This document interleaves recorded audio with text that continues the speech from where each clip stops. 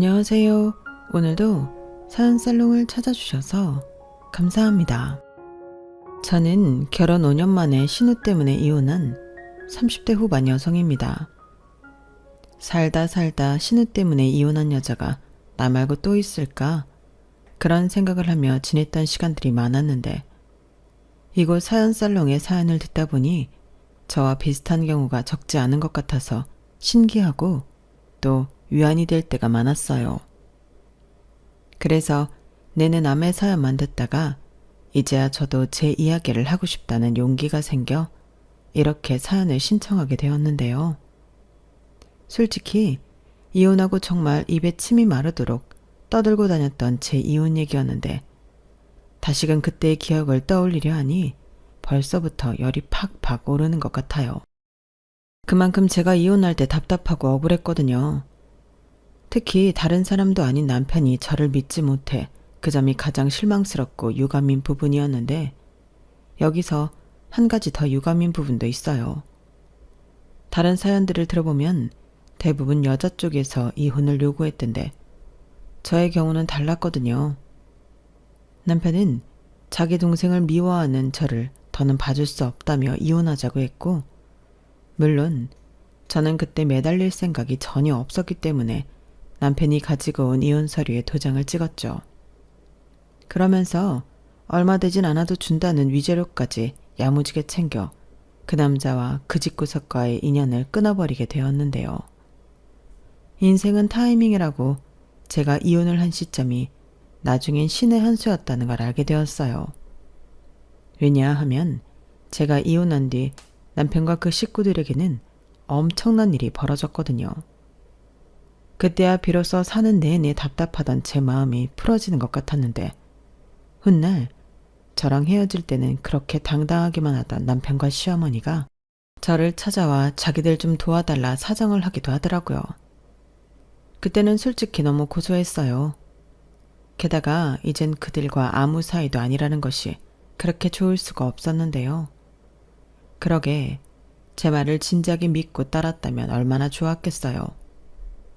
하지만 이미 버스는 지나가 버린 후였고 저는 조금의 미련도 남아있지 않았는데 그들이 왜 다 끝난 저를 찾아와 사정까지 했는지 지금부터 자세한 이야기를 들려드리도록 하겠습니다. 저와 남편은 손님과 가게 주인으로 만났어요. 저는 사무실이 밀집되어 있는 곳에서 작은 카페를 혼자 운영하고 있었는데요. 그러니까 제 카페 단골 손님이 남편이었죠. 이제 와서 이런 말 참 뭐하지만 남편은 제 이상형에 엄청 가까운 사람이었어요. 생김새나 말투, 풍기는 분위기까지 제가 그리던 남자친구 상이었는데 그러니 저는 남편이 가게에 오면 서비스도 팍팍 주고 없던 할인도 해주는 등 나름의 관심을 표현하기 바빴죠. 그리고 그런 저의 표현이 먹히긴 했는지 남편은 매일 저희 카페를 찾는 단골이 되었는데요. 그렇게 얼굴을 매일 보다시피 하니 이런저런 얘기도 하며 제법 많이 친하게 되었어요. 그러면서 자연스럽게 서로에 대해 조금씩 알게 되었고 이윽고 저의 마음은 남편 가슴속에 자리한 마음의 문을 열게 만들었는데 그때부터는 남편도 저에게 관심을 갖기 시작했죠. 사실 그때는 여기저기서 저에게 추파를 던지는 근처 사무실에서 일하는 남자들이 제법 있을 때였거든요. 그런데 남편이 그걸 보고 질투를 하기 시작하더라고요. 솔직히 기분이 좋았어요. 저한테 관심이 있으니까 질투도 하는 거라고 생각했기 때문에 이제부터는 본격적으로 제 마음을 표현해도 되겠다 이런 생각이 들었는데요. 고맙게도 제가 나설 필요도 없이 남편이 먼저 저한테 쉬는 날 데이트를 하자고 제안을 했죠. 저는 망설일 새도 없이 좋다고 했는데 지금 생각하면 왜 나는 그때 튕기지도 못했나 후회도 되지만 그때는 기다리던 데이트 제안이라 저도 모르게 덥석 좋다고 해버렸어요. 그렇게 처음 카페가 아닌 공원에서 남편을 만났을 때는 마침 가을이라 날씨도 딱이었는데 그날 저희는 영화도 보고 밥도 먹고 맥주도 한잔하며 즐거운 시간을 보냈어요. 그리고 그 첫 데이트를 시작으로 저희는 본격적인 연애를 시작하게 되었는데요. 남편은 저보다 4살이 많았고 일남 일녀 중 장남이라고 하더라고요. 그런데 세상이 좁긴 한지 글쎄 저희가 같은 대학을 나온 거 있죠. 비록 과는 같지 않아 마주치는 일은 없었지만 남편이 군대 제대하고 복학했을 시절엔 1년 정도 함께 학교를 다닌 시기도 있어 신기했어요. 그렇게 하나둘 저희는 어떻게 하든 공통점을 찾아내기 바빴고 서로에게 가까워지려 무진장 노력을 했는데 저도 남편도 오랜만에 하는 연애라 긴장을 많이 했더랬죠. 하지만 그런 긴장감도 시간이 지나면서 빠르게 사라졌는데 연인 사이가 된 저희 둘은 매일 만나 데이트를 했거든요. 같은 얘기를 몇 번씩 해도 그땐 왜 그렇게도 질리지 않고 새롭기만 하든지 늦바람이 무섭다고 저희 두 사람은 그렇게 다시 시작한 연애에 푹 빠져 지냈는데요. 그리고 1년이 지나고 2년을 넘기면서 결혼에 대한 생각도 자연스럽게 나누게 되었어요. 거기에 아울러 서로 부모님이나 형제 같은 서로의 집 얘기도 종종 하게 되었죠. 그런데 그때 남편에게 전해 듣던 신우의 이야기는 좀 평범하진 않았어요. 진짜 내 동생이지만 나는 걔만 보고 있으면 답답해서 돌아가실 지경이야. 어떻게 된 게 뭐 하나 노력해서 얻을 생각을 안 해. 고생은 하나도 하기 싫고 남들 부러워하고 좋아 보이는 건 다 하고 싶어 하는데 그렇게 살고 싶었으면 어디 재벌집에 태어나든가. 철이 없어도 너무 없어. 가끔은 그런 딸 낳아놓고 마음고생 몸고생하는 우리 엄마 아빠가 불쌍할 지경이라니까. 에이 말이 심하네. 그래도 자기한테는 하나뿐인 동생이잖아. 그것도 여동생. 나는 오빠들이 자기 여동생 엄청 생각하는 줄 알았는데 그건 아닌가 보네. 말도 마. 내가 머리에 총 맞았냐? 그런 여동생을 싸고 들게. 됐다 그래. 나는 걔가 시집을 간다고 해도 걱정이고 시집을 못 가도 걱정인 사람이야. 어쩌다 그런 애가 내 동생이 된 거지? 누굴 원망해. 그러지 말고 그래도 동생인데 좀 챙겨주고 그래. 너무 밉다 하면 더 엇나간다? 무슨 애야? 그리고 내 딸도 아닌데 내가 왜? 나는 하루라도 빨리 경아 너랑 결혼해서 그 밉상 하루라도 더 빨리 안 보고 싶다. 그러니까 우리 더 미루지 말고 올해 안에는 결혼하자니까. 나도 그러고 싶지. 근데 결혼도 하려면 돈이 많이 필요하잖아. 나 이 카페 차리고 대출 갚느라 돈 얼마 못 모았어. 아유, 돈이야. 둘이 같이 모으면 되지. 우리 그냥 있는 걸로 격식만 차려서 후딱 하자. 뭐? 결혼이 다시 할 수 있는 것도 아닌데 후딱 하자고? 아, 미안. 나는 빨리 해버리자는 건 아니고 그 정도로 경아랑 살고 싶다는 거지. 내 마음 몰라? 남편은 저렇게 어느 순간부터 매일 결혼 타령을 했어요. 솔직히 저 역시도 하루라도 더 빨리 남편과 결혼하고 싶은 마음이 컸는데 제가 좀 고지식한 편이라 마음에 걸리는 게 한두 가지가 아니었어요. 일단 저는 남편과 달리 외동이라 부모님이 제가 결혼하면 두 분만 계셔야 했고 또 가게 대출금이 남아 제가 부담하는 돈의 액수가 적지 않았는데요. 결혼하고 남편과 같이 부담하긴 좀 미안했어요. 간혹 친구들은 야, 그게 왜 미안해? 같이 부담하면 좋지. 너 여유도 생기고 그 남자가 하자고 할 때 당장 해. 라고 하기도 했는데 전 양심상 그럴 수는 없겠더라고요. 하지만 남편은 다 괜찮다고 했고 저도 못 이기는 척 넘어가기로 했는데 막상 결혼을 하려고 보니 남편에게 듣게 되는 신우의 이야기가 예전처럼 단순하게 남겨지지가 않았어요. 물론 신우 문제인데 저한테 영향을 끼쳐봤자 얼마나 끼칠까 그런 생각도 하긴 했는데요. 그래도 가족 구성원 중에 그런 사람이 하나라도 있다는 것이 저는 꽤나 신경이 쓰였어요. 신우는 위에 오빠와는 너무 판이하게 다른 아이였다 했는데 그냥 듣고만 있어도 입이 떡 하고 벌어질 정도였죠. 왜 학교 다닐 때 친구들 괴롭히는 일진 애들 있잖아요. 그런 것도 하고 가출은 뭐 자기 마음만 내키면 하는 필수 코스였다고 했는데 집안 물건도 많이 훔쳐다 자기 유흥비로 썼다 하더라고요. 그래서 한 번은 시아버님이 너무 열받아서 다 큰 딸 머리카락을 몽땅 잘라버렸다고 했는데, 그럼 창피해서 집 밖에 안 나갈 줄 알았다가 가발을 뒤집어 쓰고 나가는 딸을 봐야만 했답니다. 그러니 공부를 잘했을 턱이 없고 어쩌다 쟤는 어떻게 먹고 살까 걱정이 많았던 가족들이라고 했는데요. 그래도 막내고 딸이라고 신경을 많이 쓰셨나 보더라고요. 그런데 그 방법이 잘못돼도 한참 잘못된 듯 했는데, 혼내고 다그쳐도 고쳐지는 게 없으니 반대로 해달라는 대로 다 들어주고 어르고 달래며 문제를 일으키지 않도록 했답니다. 그러면서 망나니 같은 쟤도 크면 철들겠지, 정신 차리겠지, 그 희망으로 버텼다 했는데요. 하지만 사람 본성이라는 게 아무리 시간이 지난다고 달라지나요?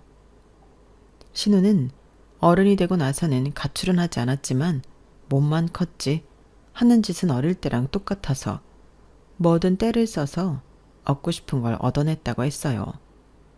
심지어 자기 부모 노후 자금까지 털어 이것저것 가게도 차려주고 지원을 하셨는 모양이었는데, 변변한 대학도 못 나왔고 마땅한 경험도 없이 가게만 차려 했으니 말아먹은 건 당연했죠. 그렇게 무려 가게를 3개나 말아먹었다고 했는데요. 카페를 하는 제 입장에선 그 말을 듣고 놀라서 벌어진 입을 다물 수 없었어요.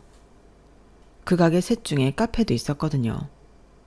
그런데 카페는 무려 반년 만에 말아먹었다고 했는데 가게들 중 가장 빨리 문을 닫았다고 했어요. 듣자 하니 카페니까 대충 해도 된다는 그런 안일한 마음 자체가 문제였던 것 같았는데, 진짜 답답하더군요. 그리고 문제가 여기서 끝이 아니었는데, 그렇게 가게를 3개나 말아먹었으면 배운 것도 있어야 하잖아요. 하지만 신우는 그런 게 없었다 했어요. 제 생각엔 자기 돈으로 차린 게 아니니 마냥 쉽게만 생각한 게 아닌가 싶었는데, 신우가 가족들에게 자주 하는 말이 있다고 했거든요. 나는 죽어도 남 밑에서 일 못해. 엄마 아빠 말도 안 듣고 살았는데 내가 왜 남의 말을 듣고 벌어먹어? 나는 진짜 싫어. 뽀대도 안 나잖아. 내가 사장이어야 뽀대가 나지. 이렇게 창피한 줄도 모르고 잘도 떠들었다고 했는데, 그러니 남편을 비롯한 시부모님은 걱정과 한숨이 끝일 날이 없었죠. 하지만 아무리 그래도 개 중에 하나는 건진다고 신우는 마지막으로 꽃집을 차렸는데, 그건 어느 정도 현상 유지를 하는 듯 보였는데요. 실제로 제가 결혼했을 때도 신우는 그 꽃집을 운영하고 있었어요. 다만 평수도 적고 신우가 워낙에 부지런하지는 못해 꽃이 많이 있지는 않았는데, 그래서 상대적으로 쌓이는 재고가 없었던 게 그 이유였어요. 특히 꽃은 싱싱하지 않으면 폐기해야 하니 장사를 열심히 하지 않으면 안 되는 건데, 신우는 폐기할 꽃이 별로 없으니 오히려 손해를 덜 보는 셈이었죠.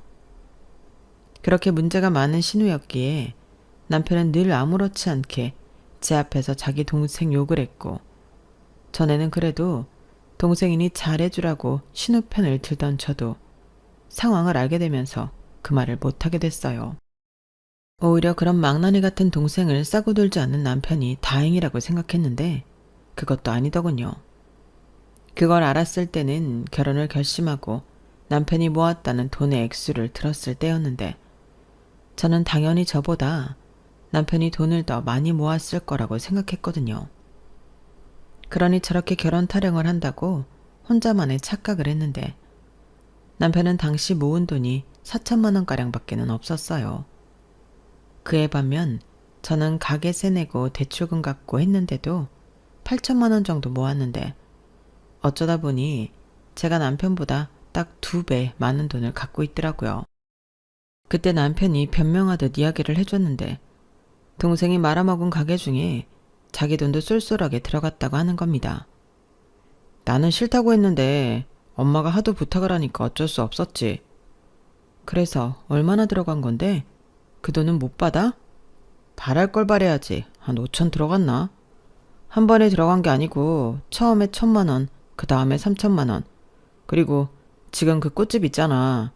거기에 1,000만 원 들어갔어. 말로는 돈 많이 벌어 갖겠다고 하는데 믿음이 가야 말이지. 그렇다 보니 모은 돈이 이것뿐이네.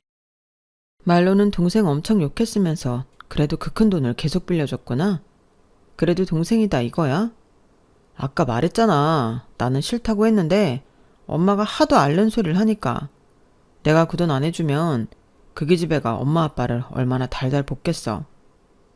처음 가게 차렸을 때 엄마 아빠 돈 다 들어가서 돈도 없고. 아, 자기 동생 왜 그러냐? 그러게 말이야. 그래도 지금 하는 꽃집은 닫는다고는 안 하니까 다행이지. 요즘은 집에 손도 잘 안 벌린다는 것 같아. 엄마가 그것만으로 살 것 같대. 저는 남편의 말을 듣고 조금은 답답했어요. 남편과 제 돈을 모두 합쳐도 1억 2천밖엔 되지 않는데 그 돈으로 결혼과 신혼집, 혼수까지 하려니 계산이 영 나오지 않았거든요. 하지만 결혼하기로 마음을 먹은 이상 결혼을 포기하거나 미루고 싶진 않았는데요. 그래서 저는 남편에게 지나간 일은 어쩔 수 없는 일이고 앞으로는 절대 신우한테 금전적인 도움을 주지 않는다고 약속해달라고 했어요. 결혼을 한 뒤엔 우리가 번 돈이고 또 부부 공동재산인 만큼 그 약속은 꼭 지켜줘야 결혼을 할 수 있다고 말했는데 남편은 당연하다며 이제 일절 그럴 일은 없을 거라고 저에게 요구하지도 않은 각서까지 써주며 약속하겠다고 자기 뜻을 분명히 전했어요. 그래서 저는 그 각서를 믿고 남편과 결혼을 했는데요. 다만 결혼하고 보니 시부모님은 정말 돈이 없으시더군요. 전부 신우 뒤에 털어넣느라 그런 것 같았는데 그땐 괜히 제 마음도 좀 짠하고 그랬어요. 이제 내 시부모라고 생각해서 그런지 그간 얼마나 마음고생이 심하셨을까 그런 마음도 들고 나라도 실질적인 도움이 되는 좋은 며느리가 되어 드려야겠다 뭐 이런 생각도 하게 했었죠. 그러면서 동시에 신우가 그 꽃집이라도 계속 잘해서 부모님에게 빌린 돈을 갚았으면 좋겠다는 생각도 했었죠. 하지만 그런 것도 사람을 봐가면서 바라야 했는데 신우는 전혀 그럴 생각이 없어 보였어요. 오히려 그땐 시집을 잘 가야 한다는 어떤 강박증 같은 게 있었는데 듣자 하니 자기보다 못난 친구가 부자 남자랑 결혼해서 잘 사는 걸 보고 눈이 돌아 있더라고요. 그래서인지 제가 결혼할 때 친한 친구가 남자친구를 데려오자 그 남자가 마음에 든다고 꼴값을 떤 적이 있었는데요. 저한테 그 남자를 소개시켜달라고 말도 안 되는 소리를 했어요. 그 남자가 남편이랑 인사할 때 들었다며 그 남자 직업까지 알고 있더라고요. 그 남자는 제 친구와 결혼까지 약속한 약사였는데 직업도 너무 마음에 든다고 시어머니까지 동원해 저를 곤란하게 만들었어요. 솔직히 까놓고 다른 사람이라도 신우라면 소개해 주기가 좀 그런데 친구 애인을 소개시켜달라니 얼마나 말도 안 되는 소리예요. 그런데 그때는 시어머니도 저한테 이상한 소리를 하셨어요. 아니, 결혼을 약속한 거지 결혼한 건 아니잖아. 그럼 소개시켜 줄 수도 있지. 이렇게 말씀하셨는데 좀 충격이었어요. 그동안은 신우 빼고는 모두가 상식적이라고 생각했는데 그게 아닐지도 모른다는 생각이 들면서 무서워지더라고요. 그리고 한동안 그게 될 거라고 생각했는지 저를 계속 졸랐는데 그때 남편이 나서서 정리를 해주었어요. 작작 좀 해. 경아 좀 그만 괴롭혀. 그게 말이 되는 소리야? 만약에 경아 말 듣고 그 남자가 너를 만난다 치자. 그게 제정신인 남자 새끼냐? 그리고 내가 이 말을 안 하려고 했는데 그 친구가 교사라고 했지. 교사 여자친구 두고 왜 너를 만나? 이렇게 말했는데 분위기가 정말 장난 아니었죠. 너는 오빠라는 게 무슨 말을 그렇게 하니? 네 동생이 어디가 어때서? 이 정도면 인물 반반하고 지 가게도 하고 있는데 어디 내놔도 꿀리는 게 없지. 맞아. 오빤 진짜 이상해. 왜 맨날 나만 까내려? 나 플로리스트야. 지랄하고 있네. 꽃집 하면 다 플로리스트냐? 그럼 시장에서 화분 파는 아줌마도 플로리스트네. 아니지. 시골에서 농장하는 할머니들도 죄다 플로리스트다. 오빠! 시끄러워. 그냥 좀 소개팅 좀 시켜달라고 한 것뿐인데 이 난리를 피워야겠니? 너도 그래. 이제 시집 왔으면 우리 식구인데 친구가 대수야? 우리 은진이도 시집을 가야지. 어머니, 아무리 그래도 임자 있는 남자는 아니죠. 제가 주변에 아가씨 소개해 줄 만한 남자 있는지 생각해 볼게요. 언니, 그럼 직업 괜찮고 인물 반반하고 집안도 괜찮은 남자여야 해요? 아님 나 시집 안 가요. 저는 신우의 말에 기가 차서 콧방귀가 나오려는 걸 겨우 참았어요. 막말로 그런 조건을 가진 남자가 신우를 좋아할 리가 없는데 저런 말을 아무렇지 않게 하는 게 진짜 이상했어요. 그리고 저는 말만 그렇게 했을 뿐 신우한테 남자를 소개하고 싶은 생각이 없었는데요. 당연하죠. 나중에 무슨 원망을 듣게요. 그래서 연락이 올 때면 물색하고 있다, 알아보고 있다 이렇게만 얘기하고 피했는데 시어머니가 저한테 화를 내셨어요. 너 솔직히 말해. 너 우리 은진이한테 남자 소개해줄 마음 없지? 얘가 왜 이렇게 성의가 없어? 됐다. 관둬라. 그런 마음을 갖고 있는데 네가 소개해주는 남자 내가 믿음이 안 가? 라고 하시는데 욕은 먹었지만 속은 시원했죠. 그렇게 결혼 초반 말도 안 되는 억지에서 벗어날 수 있었는데요. 남편은 그 부분에 있어 저에게 굉장히 미안해했어요. 그런데는 또 나름의 사정이 있었는데 저희가 결혼할 때 가지고 있던 돈이 아무래도 좀 많이 부족해서 저희 친정 도움을 받게 되었거든요. 저희 부모님이 임대해서 월세를 받는 아파트가 하나 있었는데 저희가 신혼집 구하는데 문제가 있다고 하니 그 아파트에 들어가 살게 해주셨어요. 그래서 보증금은 못 드려도 월세는 똑같이 내겠다 말씀드렸는데 저희 아빠가 그럴 돈이 있으면 한 푼이라도 더 모아서 나가라고 하셨죠. 솔직히 그 말을 들었을 때는 저는 너무 기쁘고 감사했는데요. 남편은 죄송한 마음이 크다며 눈치 아닌 눈치를 보더라고요. 그러자 저희 부모님은 그런 남편의 마음이 더 안쓰럽다며 공치사는 물론이고 일부러 사위 기 살려주려고 노력을 많이 하셨는데 그저 앞으로 열심히만 살면 된다고 남편에게 말했어요. 그러니 자기 엄마가 저한테 그런 소리 하는 게 마음에 많이 걸린 모양이었는데 이후 겪게 된 시어머니는 진짜 별로였어요. 신우가 그렇게 큰 데는 다 이유가 있더라고요. 자기 아들이 돈이 얼마 없어서 이것저것 간소화한 건데 제가 시집 올 때 당신한테 금가락지 하나 해주지 않았다고 불평불만이 많으셨어요. 그래서 사위는 이왕이면 능력 있고 돈도 많은 사람이면 좋겠다고 그 바람을 늘 말씀하셨는데 자기 딸한테 들어간 그 돈을 사위한테라도 보상받고 싶다 하셨어요. 정말 말도 안 되는 소리였죠. 그러니 신우도 시어머니도 같은 꿈을 꾸고 있었는데 저나 남편은 그런 모녀를 보면 절로 고개가 돌아갔어요. 시아버님은 아예 신경도 안 쓰셨고요. 그런데 문제는 여전히 신우였는데요. 버는 돈도 적은데 그 씀씀이는 청담동 며느리 못지 않았어요. 그놈의 허영심 때문이었는데 부자 남자를 만나려면 자기도 돈은 어느 정도 크게 써야 한다며 이상한 생각을 갖고 있더라고요. 그러니 매달 카드값에 허덕였고 끝내 자기 오빠한테 SOS를 쳤는데 남편은 단칼에 거절했다고 저한테 의기양양하게 말했어요. 그 모습에 저는 안심이 되기도 했는데 이렇게만 지내면 저희 결혼 생활에 큰 문제는 없을 거라 생각했죠. 하지만 그건 역시 제가 너무 쉽게 생각한 거였어요. 결혼하고 그럭저럭 무탈하게 3년이 넘어갔는데 갑자기 신우가 결혼할 남자가 생겼다고 자랑을 하기 시작했어요. 언니는 내가 허황된 꿈을 꾼다고 생각했죠. 근데 내가 지금 만나는 사람이 어떤 사람인지 알면 깜짝 놀랄걸요? 그 사람은 해외 교포로 젊은 사업가고 돈도 많아요. 저한테 선물도 얼마나 자주 해주는데요. 이거 봐요. 에르메스잖아요. 언니 이런 거 들어봤어요? 아, 그리고 우리 오빠 타는 차가 페라리예요. 언니 페라리 못 타봤죠? 어때요? 남자 휘어잡는 내 실력이? 이래도 저더러 꿈깨라고 할 거예요? 이렇게 떠들어댔는데 솔직히 놀라긴 했어요. 돈 많고 능력 좋은 남자가 그렇게 여자 보는 눈이 없다니 이걸 안 됐다고 해야 하나 고맙다고 해야 하나 헷갈릴 지경이었는데 그 일로 시댁은 물론이고 남편까지 좋아서 들떴어요.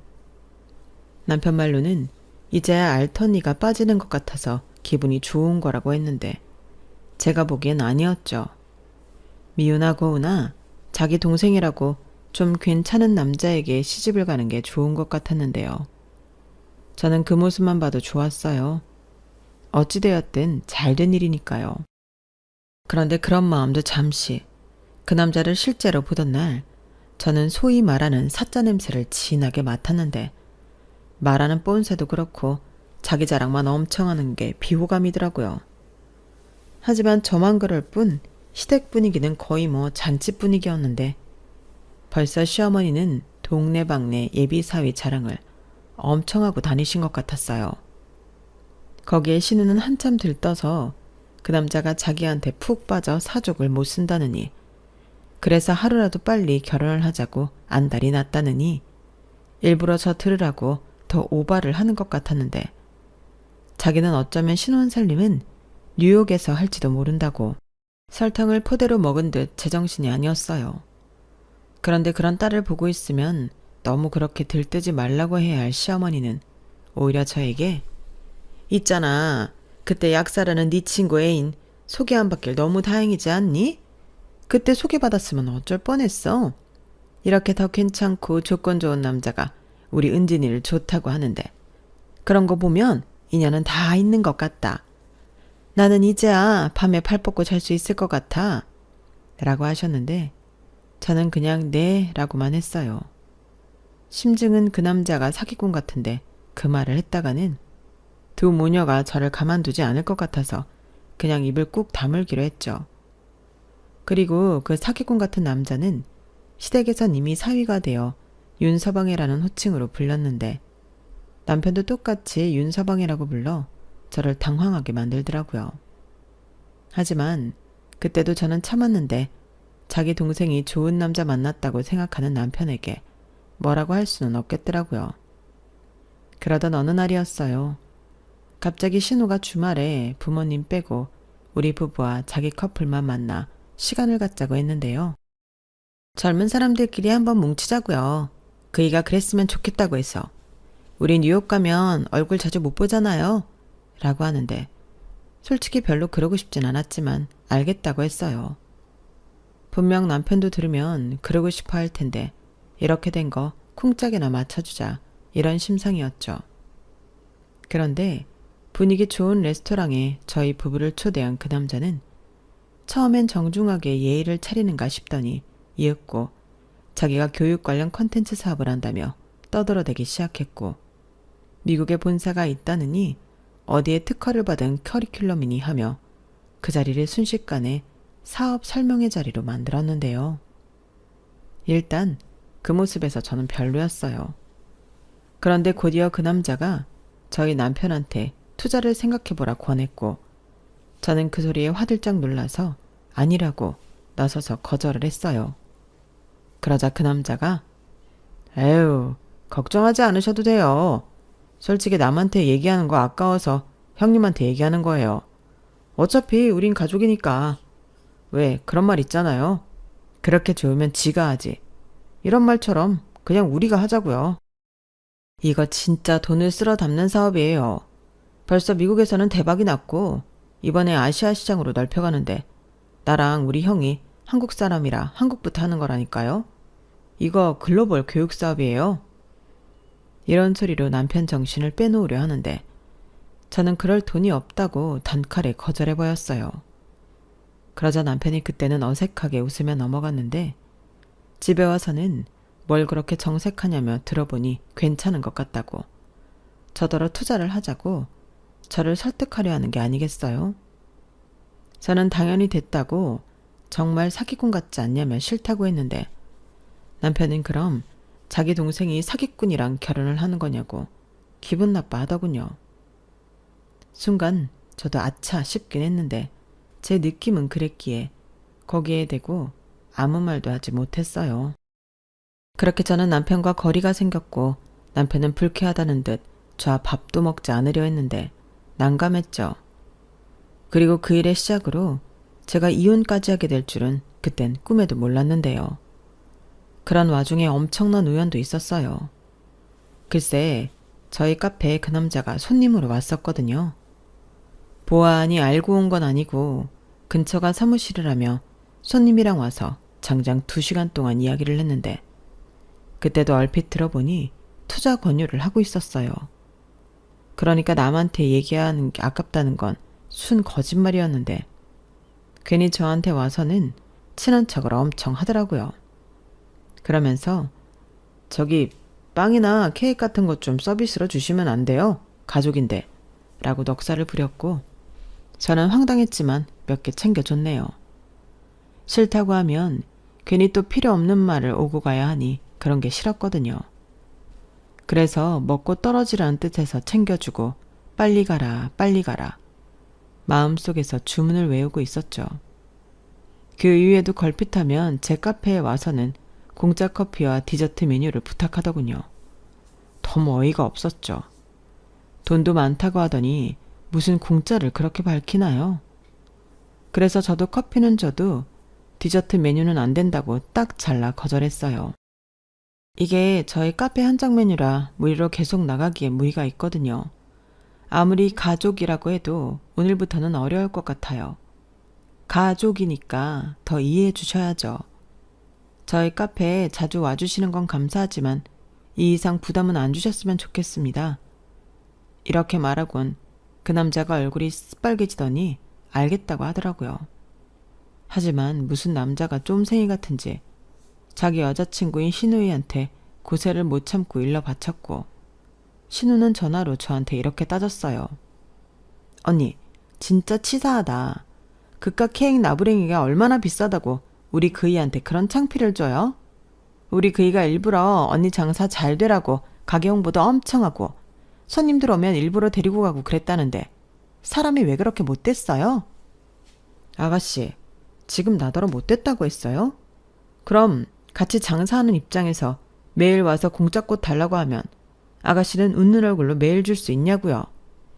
네, 저는 매일 줄 수 있어요. 누굴 똑같은 취급을 해. 기분 나빠. 내가 앞으론 절대 언니 가게 가지 말라고 했으니까 장사 똑바로 해요. 뭐라고요? 지금 말 다 했어요? 저야 여기 안 온다고 하면 땡큐인데 아가씨야말로 정신 차려요. 능력 있는 사람이 거기에 돈도 많다는 사람이 커피랑 케이크 사 먹을 돈도 없어요? 어머어머? 누굴 지금 거지로 알아요? 말이 안 통하네. 내가 이래서 언니 싫어하는 거예요. 알긴 알아요?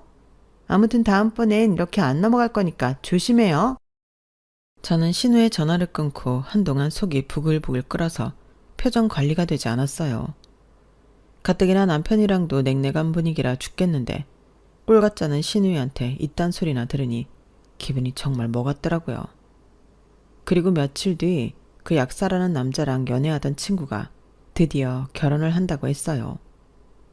축하해주는 자리에 전에 신우가 자기 남자친구한테 받았다는 에르메스 가방을 그 친구가 들고 왔더라고요. 그래서 순간 이거 우리 신우도 있는 가방인데 엄청 비싼 거라며? 라고 말했고 친구는 이상하다는 듯 고개를 갸웃거렸는데 그 친구의 말은 이랬어요. 이거 국내에 하나 들어왔어. 내가 이거 산다고 손을 얼마나 벌벌 떨었는데 근데 이걸 네 신우가 들었다고? 이상한데? 친구는 그렇게 말하더니 해외에서 사서 온 거 아니냐고 그럼 그럴 수 있다고 하면서 제 눈치를 살피는 것 같았어요. 사실 따지고 보면 그러던지 말던지 할 수 있는 일이니 친구는 그냥 좋게 넘기고 싶어 하는 눈치더라고요. 그래서 저도 뭐 그런가 보네. 그 남자가 미국에서 왔대. 그때 사왔나 보지 라고 넘겼고 대신 친구의 가방을 이리저리 살펴보았네요. 그리고 신우가 걸핏하면 그 가방을 들고 다녔기에 신우 가방을 보게 되는 건 그리 어렵지 않았는데요. 확실히 친구 가방과 신우의 가방은 좀 달랐어요. 아는 만큼 보인다고 로고 자수도 그렇고 디테일한 바느질도 그렇고 확실히 신우 가방이 어딘가 좀 엉성하더라고요. 하지만 차마 제 입으로 이거 짝퉁 아니에요? 라고 할 수 없었는데 그럼 또 저기 집애가 얼마나 지랄 발광을 할지 그냥 덮어두자 싶었죠. 그런데 저는 점점 그 남자가 이상하게만 느껴지는 가운데 남편은 저 몰래 그 남자를 만나고 그 남자의 말에 현혹이 된 것 같았어요. 그때 당시 신우는 본격적으로 결혼을 준비한다며 바빴는데 그 때문인지 남편은 더욱 그 남자를 가족으로 믿고 그 남자의 말에 관심을 기울이는 눈치였어요. 저는 이렇게 되면 나중에 우리까지 큰일 날 수 있다는 걱정에 휩싸였어요. 이미 마음을 뺏긴 남편에겐 제 말이 들리지 않더군요. 전에도 그렇고 왜 그렇게 우리 윤서방을 의심해? 윤서방 사람도 괜찮고 능력 있는 사람이야. 내가 딱 보면 알지? 라고 하는데 한숨이 절로 나왔어요. 지가 보면 뭘 보나요? 누가 봐도 사기꾼인데 신우와 그 가족은 그걸 못 보는 건지 저는 답답하고 미칠 지경이었어요. 그런데 남편은 저더러 혹시 내 동생이 괜찮은 남자를 만난 것 같아서 질투해? 속으로 은근 무시하고 까내리더군요. 자기보다 더 잘난 남자 만나 행복할 것 같으니까 배 아프냐고 하면서요. 기가 막히고 코가 막혔어요. 제가 질투할 사람이 없어서 신우를 질투하나요? 그런데 남편은 오히려 자기가 더 기분 나쁘다면서 저더러 속이 좁다고 비난했는데 그러면서 이런 말도 했어요. 자기 웃긴다. 왜? 내 동생은 괜찮은 남자 만나면 안 돼? 그게 이상한 일이야? 꼭 내 귀에는 내 동생이 사기꾼을 만나야 한다는 듯 들린다? 저는 그 말까지 들으니 더 이상 할 말이 없었어요. 그냥 그렇게 느껴서 말한 것뿐이고 그 남자의 말에 휘둘리지 말고 조심하자는 취지였는데 저만 이상한 사람이 되어버렸죠. 그리고 제가 이러면 이럴수록 무슨 옥이라도 발동했는지 남편은 그 남자를 더욱 신뢰하고 심지어 자기 주변 사람까지 소개하고 난리도 아니었는데요. 저는 혹여 우리가 뒤집어 쓰는 날이 올까봐 말렸어요. 그러자 저더러 더는 듣기 싫으니 자기 동생이나 그 남자에 대해 입도 뻥긋 하지 말라고 했는데 웃기더라고요. 자기 동생 한심하다고 욕하고 흉볼 때는 언제고 이제와 저러는지 저는 남편도 꼴도 보기 싫었어요. 핏줄이라고 싸고 도는 건지 제 말을 귓등으로도 안 듣는 남편을 보니 가슴이 무너졌는데요. 부부 사이도 결국엔 믿음과 신뢰인데 저희는 그게 다 깨진 듯 했어요. 사실 그즈음 아이를 가져볼까 계획하고 있던 차라 그 실망감은 더했는데 이제 와서 둘도 없는 남매 흉내를 내는 그것들을 보니 임신도 하지 않았는데 구역질이 나오더라고요. 그래서 그 이후로는 저부터도 남편과 내외하며 최대한 거리를 두고 있으려 했어요. 그때도 어렴풋이 계속 이렇게 살아야 하면 이혼하는 게 낫지 않을까? 이런 생각을 하긴 했어요. 제 안에서는 그래도 남편이 정신을 차리길 바라고 있었죠. 그땐 정말 미안했다고 내가 제정신이 아니었으니 자기를 좀 봐달라고 그렇게 말해주길 기다렸는데 역시는 역시였죠. 남편은 저한테 눈길도 주지 않았거든요. 그런 가운데 정말 어이없는 일이 또 발생했고 그건 돈 문제였어요. 시어머니가 갑자기 연락을 해서는 신우가 결혼을 해야 하니 돈을 좀 보태라고 직접적으로 말씀하시더라고요. 윤서방이 가족 모두가 미국에 있어 결혼식을 2번 해야 할 것 같다고 했는데 한국에서 하는 결혼식 비용을 우리가 내야 한다며 저더러 돈을 해달라고 하는 겁니다. 그러면서 어차피 미국에 들어가 살 거고 그 이후에는 윤서방이랑 윤서방 집에서 다 알아서 하는데 여기서 하는 결혼만큼은 우리가 해야지. 그래야 은진이가 시집가서도 기가 살지 않겠어? 멀리 타국 가서 살아야 하는데 기까지 주고 봐. 나는 그 꼴은 못 본다? 라고 하셨는데 그 꼴 보기 싫다고 며느리한테 돈 내놓으라고 하다니 정말 기가 막혔어요. 그래서 말했죠. 그럴 돈이 없다고요. 우리도 돈이 없어 신혼집 못 구해 친정 도움받고 있는데 그럴 돈이 어딨냐고 살짝 격양돼서 말했고 시어머니는 저희 신혼집 못 구해 굳은 돈 있지 않냐고 그 돈을 달라고 하셨어요. 진짜 그땐 날강도처럼 느껴졌는데 자기 아들 돈보다 제 돈이 훨씬 많은데 그 돈을 달라니 너무 불쾌했어요. 그래서 어머니, 그래도 이건 아니죠. 저희는 뭐 언제까지 저희 부모님 아파트에 살아요?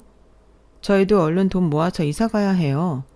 그 돈으로 아가씨 결혼하면 저희는 무슨 돈으로 이사를 가요? 라고 따졌는데요. 시어머니는 눈 하나 깜짝하지 않고 이렇게 말씀하셨어요. 그럼 네 신우는 돈 없으니 결혼도 하지 말라는 거냐? 그 소리가 아니잖아요.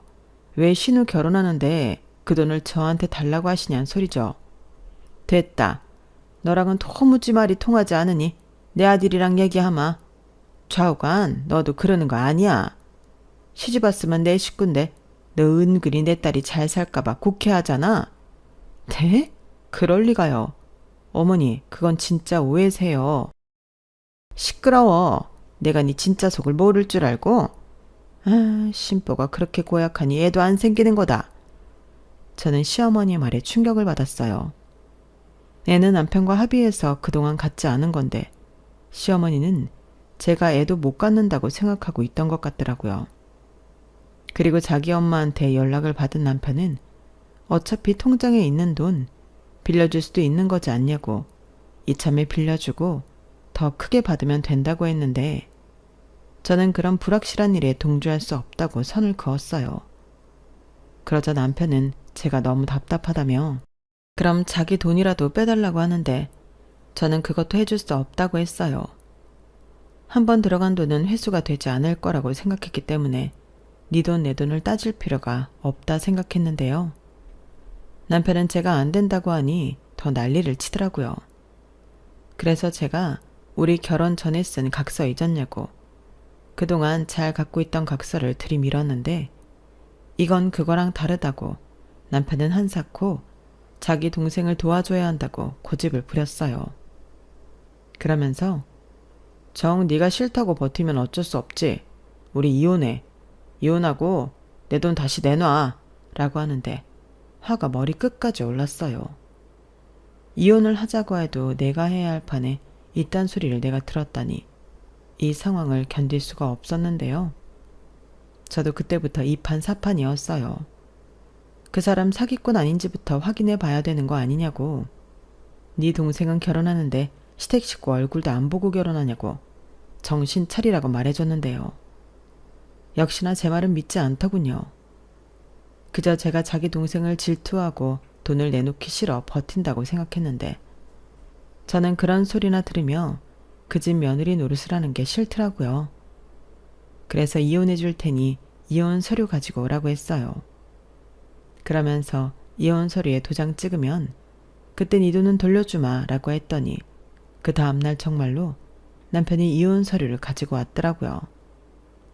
저는 망설이지 않고 도장을 찍어줬고 꿀같잖았지만 우리 부모님 아파트에서 공짜로 살았고 이혼하자고 본인이 얘기한 거니 위자료를 내놓으라고 했는데 그때 남편이 알겠다며 저한테 1,000만 원을 줬어요. 솔직히 더 뜯어내고 싶었는데 워낙에 가진 돈이 적다 보니 여기서 더 달라고 하면 싸워야 할 것 같고 1,000만 원으로 만족했어요. 그리고 몸만 딸랑 나가면 되는 남편은 그 길로 자기 짐을 싸서 나갔는데요.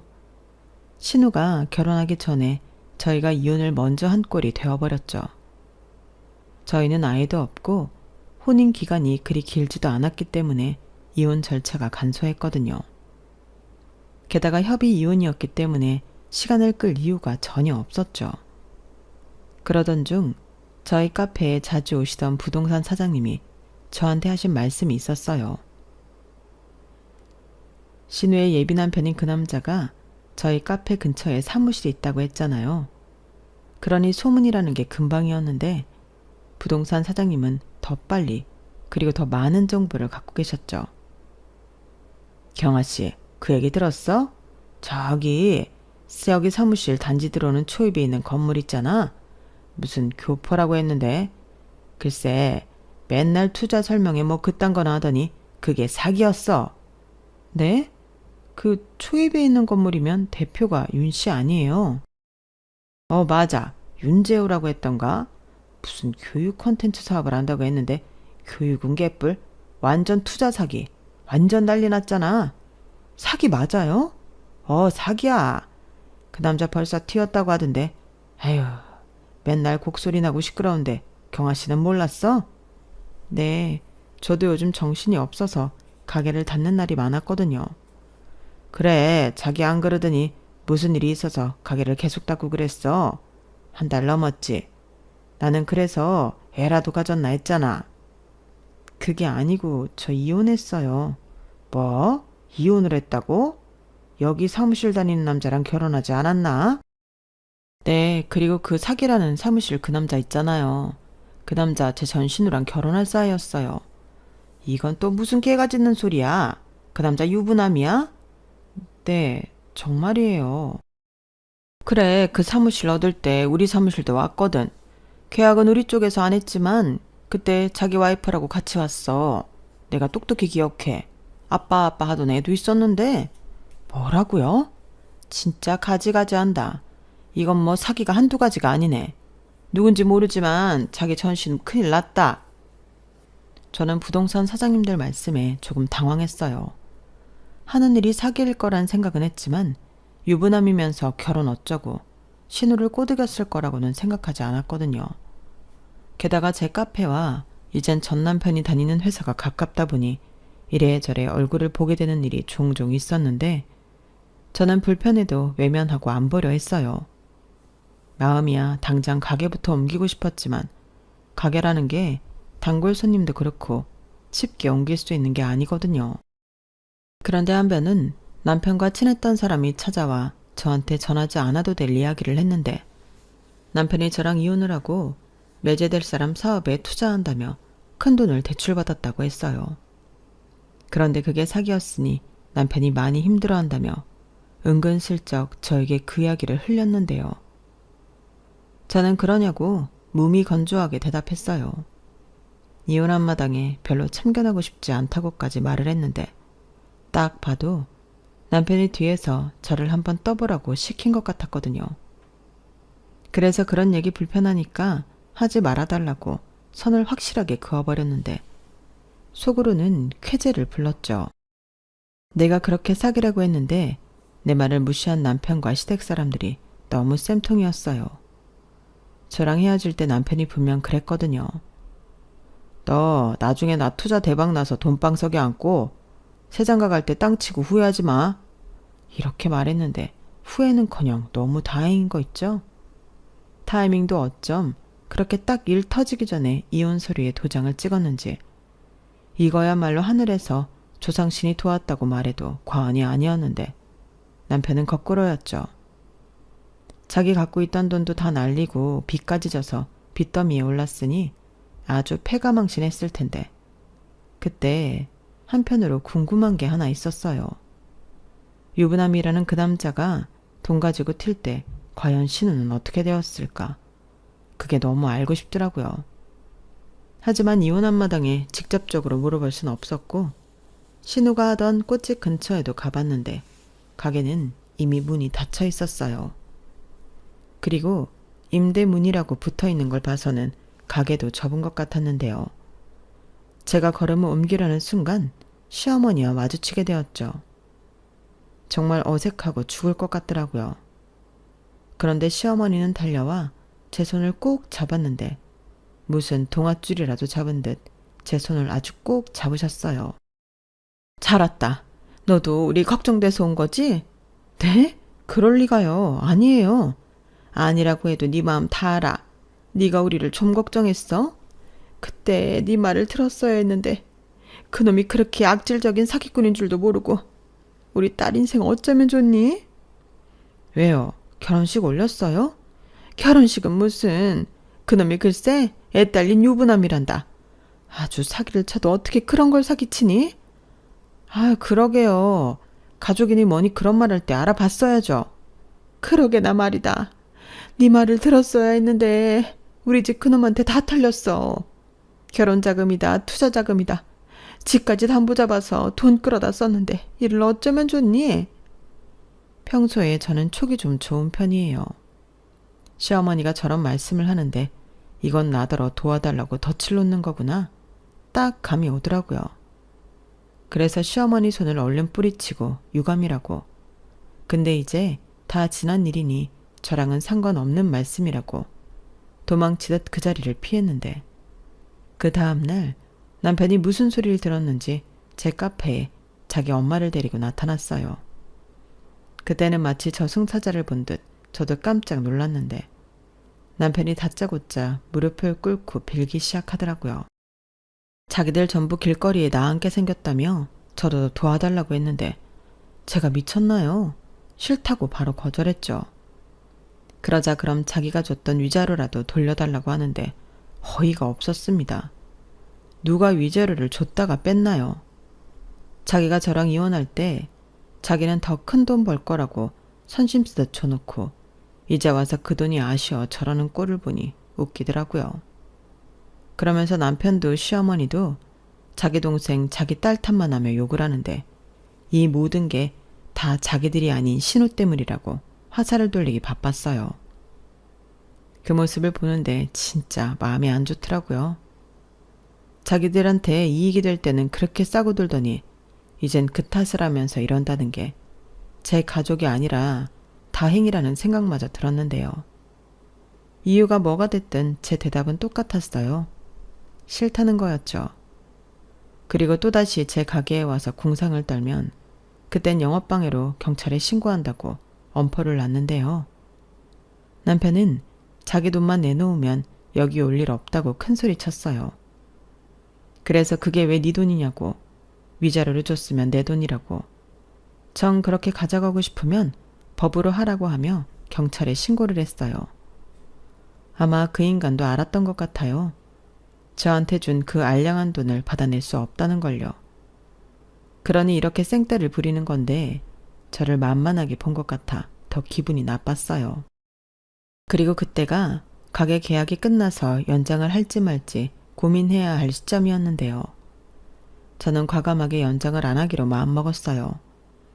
이렇게 저렇게 저 사람들과 엮이는 것도 싫고 저도 좀 재충전하는 시간을 갖고 싶었는데 그래서 하루라도 빨리 가게를 빼려 했었죠. 그리고 다행히 금방 제 카페를 인수하겠다는 작자가 나타났고 저는 그렇게 정든 카페를 정리하고 나올 수 있었어요. 그 뒤 한동안은 여행도 다니고 다시 베이킹도 배우면서 저는 제 미래를 준비했는데 그래서 현재는 다른 곳에서 좀 규모 있게 카페를 하고 있습니다. 오전 시간에는 브런치도 함께 판매를 하고 있는데 현재까지 반응이 괜찮아요. 그래서 요즘은 다시 일하는 재미에 빠져 살고 있는데요.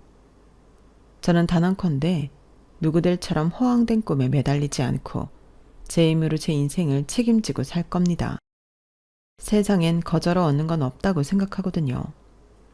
그리고 제가 땀 흘려 얻은 것만이 진짜 내 것이라고 생각하는데 그 인간들도 저 같은 생각을 했다면 그렇게 사기를 당하고 거짓골이 되진 않았겠죠.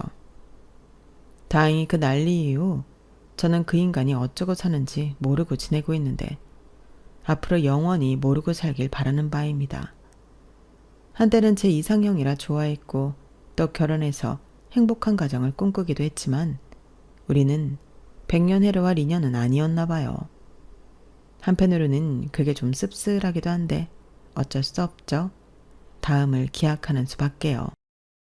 제 나이가 그래도 아직은 젊은 편인데 나중에, 아주 나중엔 진짜 제 가치를 알아주고 제가 하는 말에 귀 기울여주는 그런 좋은 사람을 만나길 기대해 봅니다. 이상 제 이혼 사연은 여기까지예요. 제 이야기 어떻게 들으셨나요? 부디 제 사연에 공감하며 들어주셨길 바라며 저는 여기서 마무리 인사를 전하겠습니다. 지금까지 사연 들어주셔서 감사하고요. 늘 여러분의 인생에 좋은 일만 가득하길 진심으로 바랄게요. 안녕히 계세요. 여러분, 사연 댓글에 응원과 현명한 조언 부탁드려요. 좋아요와 구독은 저에게 큰 힘이 됩니다. 오늘도 좋은 일 가득하세요.